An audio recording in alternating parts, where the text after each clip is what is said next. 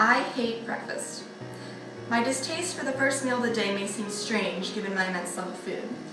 Perhaps it is because even when I am not forced out of bed at ungodly hours, I cannot bring myself to enjoy a traditional American breakfast.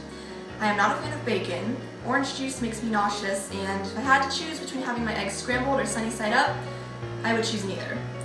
9 months out of the year, though, I do not even have those options. Too often, I find myself stumbling out the door, 5 minutes late, grabbing the first available edible item on my counter. Mornings equate to rushing in my household. I know I am not just speaking for myself here. It is not uncommon knowledge that Americans struggle to come together for a meal. The fact that American families eat together as a family much less often than those in Europe is reflected in the difference in family solidarity in the two cultures. It seems that Europeans have figured it out. Bonding over a meal leads to a more structurally sound family. Unfortunately, a lack of sleep combined with the pressure to be punctual has left many Americans shouting their goodbyes through a closing door, unwrapping granola bars in the silence of their isolation, wishing for more time. I hate breakfast because I rarely have time to enjoy it, especially with my family. After all, eating is preferably a social activity, but in today's culture, our preferences do not seem to matter in the early hours of the morning. Maybe it is the rarity of it all that makes the monkey bread even sweeter. In all honesty, I would be lying if I said my mother was handed down the monkey bread recipe, or if my grandmother taught her how to make it. The truth, according to her, is that once upon a time, she was looking for something sweet to eat in the morning that could maybe, possibly, force my family to sit down together and enjoy. She browsed the internet until she found the classic monkey bread recipe. I still remember the first morning she made it. I was not very young. At 13, I was already used to dashing out the door.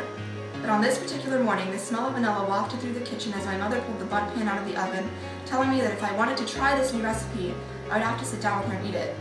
And so I did. For 5 blissful minutes, I allowed the savory combination of cinnamon, sugar, butter, vanilla, and bread melt in my mouth.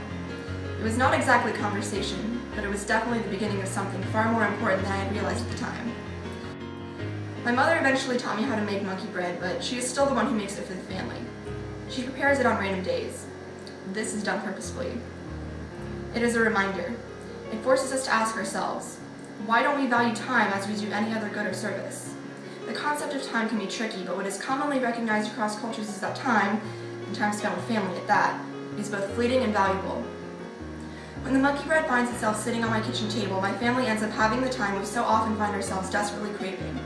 We use it to talk about the upcoming day, plans for the week, or maybe even the dreams we had the night before. It's a short conversation, usually about 10 minutes, but it is wonderful. Breakfast is said to be the most important meal of the day, but we typically do not treat it as such. You see, we often get so caught up in our busy lives that we tend to forget just how important it is to truly live in and experience each and every moment in its simplicity.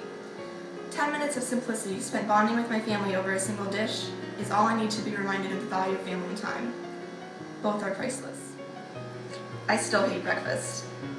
But I love what happens sometime around sunrise every once in a while, when the air is sweeter and everyone is smiling, stomachs full of something that is not quite nutritious but fully satisfying. I love how everything slows down. When my family sits down to share monkey bread, we are not having breakfast. We are not rushing, scowling at the clocks we pass as we scan the pantry for the quickest to-go option. We are valuing time, and, more importantly, the time we are able to spend with each other. I used to wish monkey bread was on the kitchen table more often. But then I realized it would lose its value. Monkey bread is not, by any means, the glue that holds my family together. It is simply a reminder of the things that we tend to take for granted. However, I am a firm believer in its mantra. Family is great, time is precious, and monkey bread is delicious.